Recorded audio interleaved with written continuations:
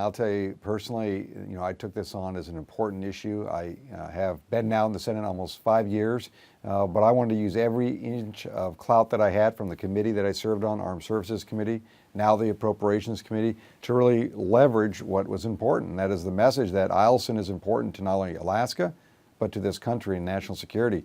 So one of the first things I did, I put a hold on a 3-star general, which people told me was unheard of, but I thought it was necessary to get information from the Pentagon. The net result was we got a little attention. We had the Chief of Staff of the Air Force come to see us, Nordy Schwartz, to really lay out his concerns, and we laid out our concerns. And I laid out very clear to him what was needed from the Pentagon for information before I would lift that hold. The net result is we got the information. They paid a little more attention, we lift the hold, and the general got his 4-star.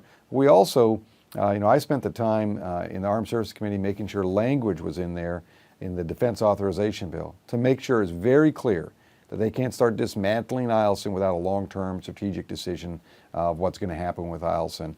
Same with the Appropriations Committee. Authored language to, again, make sure that they couldn't spend money dismantling Eielson until these decisions were done.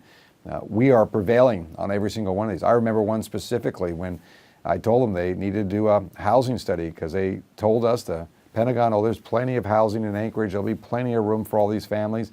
And it was clear from my perspective that it wasn't going to be. And they finally did a report, and sure enough, it showed us exactly what I said, and that was there was not going to be enough housing, which made it a bigger problem for the F-16s moving down to Anchorage.